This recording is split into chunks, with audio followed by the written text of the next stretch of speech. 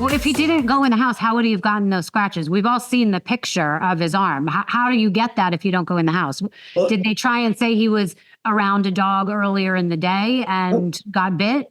Nope. According to the state police's crash reconstruction expert, Joseph Paul, who graduated from community college and has no PhDs or any, expertise in anything, he claims that John's arm got like that because he was standing in the street when Karen Read backed into him at 24 miles per hour at a distance of 62 feet, and he just stood there, put his arm out, and allowed his arm to get whacked by the taillight, the smooth taillight.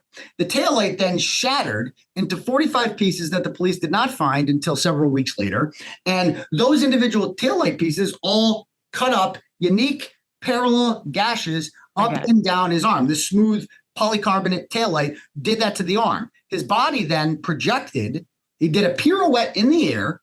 His body then projected, and he hit his head on the curb, and that's what caused the gash in the back of his head, and then somehow bounced from there 10 feet onto the lawn, and nobody saw or heard a thing. So they claim that the gashes are from the polycarbonate taillight, which did not have a single drop of blood anywhere on the taillight. Okay. All right. So bring us to the point. To the defense's side, they're basically saying simply she dropped him off. He went inside, got into an altercation, and then they threw him outside and he probably died in the snow, right? I mean, simple as that. That's okay. Right. All right. So at what point did they find the body? This was because Karen Read woke up and saw that he wasn't there and went looking for him? Yeah, Karen Read was pissed. A lot of her voicemails were entered into evidence, and they were supposed to, incriminate her. She calls John at like 1 a.m. She's like, "You're a fucking asshole. You fucking left me with your kids again.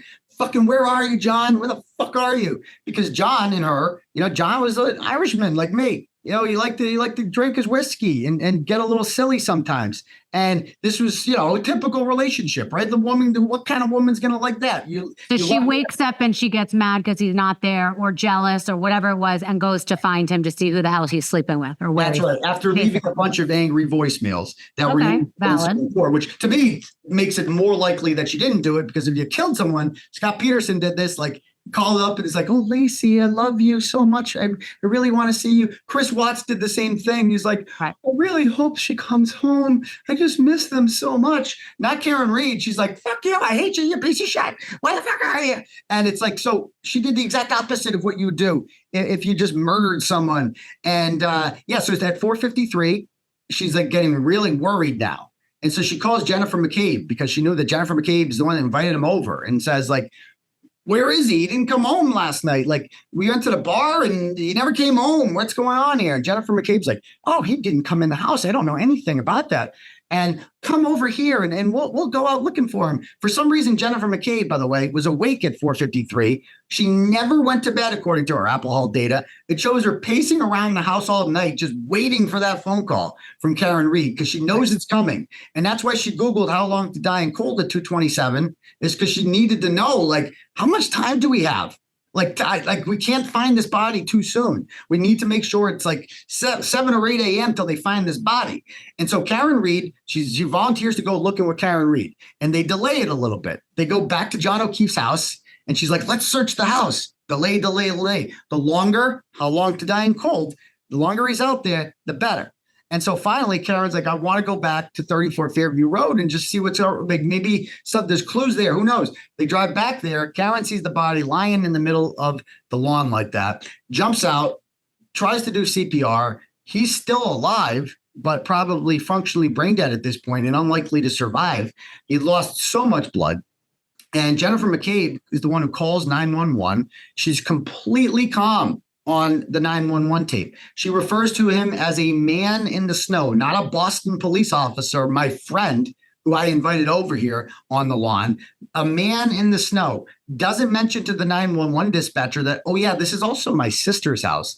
And when the dispatcher tells her, "Do you have any blankets?" at no point does she say, "I don't, but my sister probably has a bunch inside. Let me go wake her and her cop husband up and get them to come out there." She just doesn't go in the house. The police never search the house. You or I have a dead body, especially a dead cop on our front lawn, they're coming in your house. The cops searched my house because after they charged and indicted me for my coverage in this case, because they said I'd made comments on my YouTube show that were witness intimidation. And so they searched my house for more witness intimidation, and they searched my car, and they took my phones and all my devices. I should have just thrown a dead cop on my front lawn, and then maybe they'd leave me alone like they did to Brian Albert. So they didn't search his house. They never went inside. They never asked to search the house. This guy acting suspiciously, not coming outside with a dead body's on his front lawn, a huge guy with a history of punching people and getting into fights, a trained boxer.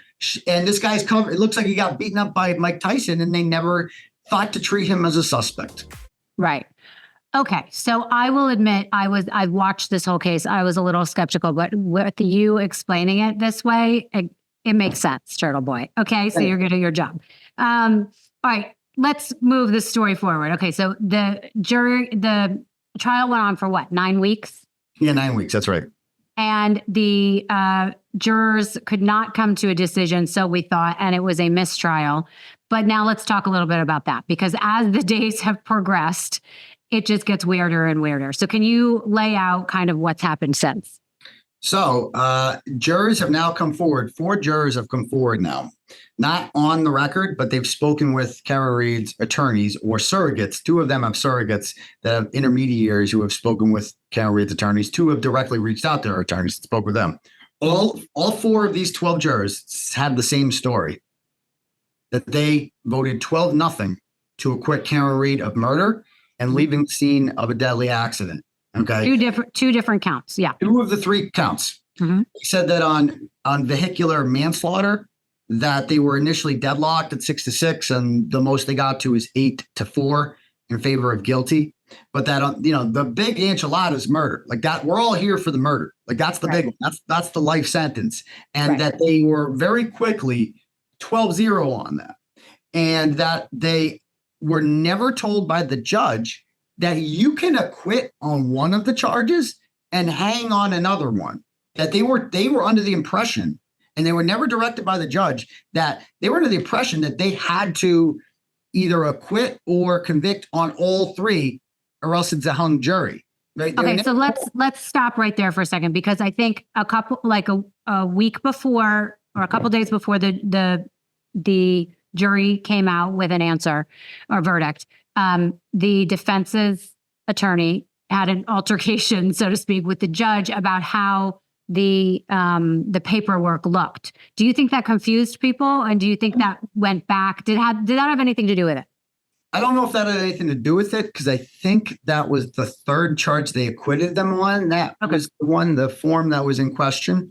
I could be wrong. I'm not sure it was the manslaughter one or the leaving the scene of an accident one. Okay, but I guess I'm generally asking, do you think the form was confusing to them? Because if I was a juror, and by the way, have you seen 12 Angry Men or 12 Angry Jurors, whatever? One of the greatest American films. Greatest. I would kill to be on a jury. I think it would be amazing. I did grand jury. You probably get like a slip and fall. That's what you always get when you go to jury duty. Right. Well, I did grand jury for 30 days. It was probably the best thing that's ever happened to me. It was so interesting. And I remember I felt like I was in that movie, because it's 12 people and you're trying to get everybody to believe what how you think. It was fantastic. Anyway, I digress. Now I forget what I was talking about. But what my question is like, how I think it's a little odd that if you quit on 2 of the charges out of 3, you would make mention of that, because I saw what the what was read when the mistrial happened by the judge, and there was no mention of like, we have come to a decision on 2, but there is 1 that we are hung on. So didn't you find that confusing?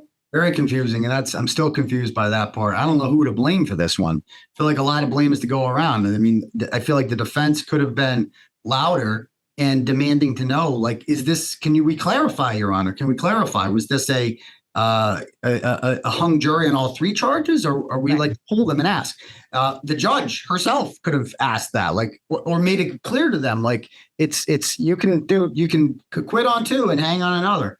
Or also, like, why didn't the foreman put that in his note? Or the foreman, they asked a couple questions. Jury asked a couple questions to the judge. Why didn't they ask that? Which seems kind of like the most important question. So I'm not sure who's the most to blame for this, but it is a complete injustice to Karen Read that 12 people unanimously voted to acquit her of murder. And now they want to do it all over again. Right. So the prosecution has said that they want to retry this. The defense has made a motion to dismiss on those 2 charges.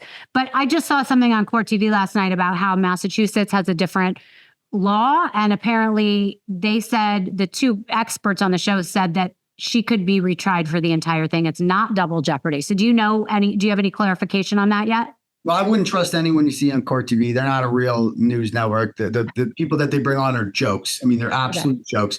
Most of them are ill-informed and have no idea what they're talking about. But Rule 27 in Massachusetts, according to the Massachusetts Rules of Judicial Conduct, specifically state that that these jurors must be told that if they acquit on one of the charges, right, that is an acquittal.